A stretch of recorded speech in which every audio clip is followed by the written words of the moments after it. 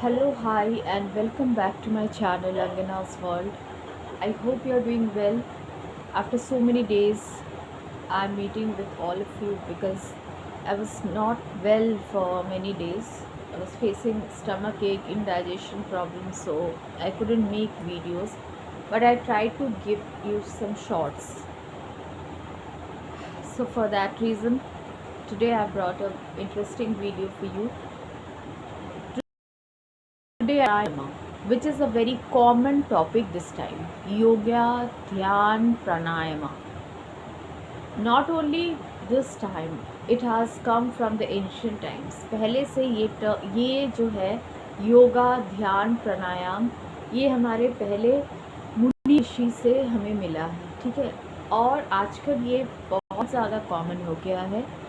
तो प्राणायाम हम लोग किसे कहते हैं? प्राण। प्राण जो द लाइफ एनर्जी, ओके, ये एक ऊर्जा है, is a life force, you can say it is the life force that surrounds our aura. ये जीवन ऊर्जा है जो हमारे चारों आभा मंडल को बनाए रखे हुए है। प्राण जो अंदर है, ठीक है, जिससे हम कुछ भी कर सकते हैं, सांस लेते हैं प्राणा के शक्ति से। और आयाम का मतलब है it's a medium, actually it's a medium where we can go from here and there. That means where our prana can transmit from one body to another, okay. That means when people die, the soul gets out from that body and it transmit to another body. Soul exchange होता है, ठीक है। That is आयाम। आ जोर याम, याम का मतलब होता है गमन, टू मूव, ठीक है। तो प्राणायाम इसे हम लोग कहते हैं, ठीक है। सो प्राणायाम के 3 बड़े महत्वपूर्ण जो पॉइंट्स है वो मैं बताने वाली हूँ आपको। वो है पूरक, रेचक, कुंभक, ठीक है। हम लोग नॉर्मल सांस लेते हैं, हमेशा हम लोग सांस लेते हैं, सांस को रिलीज़ करते हैं नॉर्मल वे से। लेकिन प्राणायाम जब हम लोग ये वर्ड यूज़ करते हैं तो उसमें थोड़ा सा अलग हो जाता है। पूरक का मतलब होता है इनहेलेशन, ठीक है। रेचक का मतलब है एक्सलेशन, मतलब सांस को छोड़ना। एक नया टर्म कुंभक जो हम लोग यूज़ करते हैं, ये एग्जैक्टली प्राणायाम के बेस पे हम लोग यूज़ करते हैं, ठीक है। प्राणायाम से रिलेटेड है कुंभक। कैसे? जैसे रेचक से हम लोग सांस लेते हैं,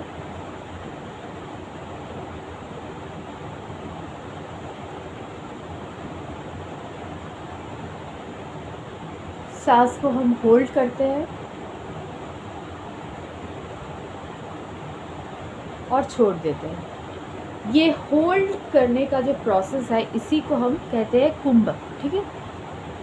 the power to hold the breath, that is known as kumbhak, okay. So it gives you longevity in your life. You get relief from the mental stress and tension from the body.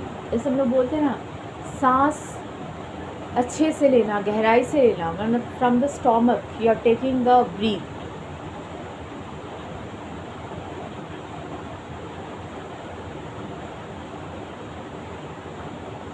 तो ये जो hold करने का प्रक्रिया, इसे हम लोग कुंभक कहते हैं, ठीक है। तो ये प्राणायाम का अर्थ हो गया। प्राणायाम में हम लोग बहुत सारी चीज़ सीखते हैं, जैसे अनुलोम विलोम, कपालभाति, भ्रामरी, बहुत सारे प्राणायाम के भेद है, जिसे अगर हम करते हैं, फॉलो करते हैं, रेगुलरली फॉलो करते हैं, तो ये हमें बहुत अच्छा रिजल्ट देते हैं, ठीक है। सुबह अगर हम लोग योगा प्रैक्टिस करते हैं, that is also very good. सो ये जो कॉन्सेप्ट है प्राणायाम का, ये है आपके अंदर की शक्ति का। This is a life force, ठीक है। अंदर का जो ऊर्जा है, जो शक्ति है, इसे हम खींच के लाते हैं, ठीक है।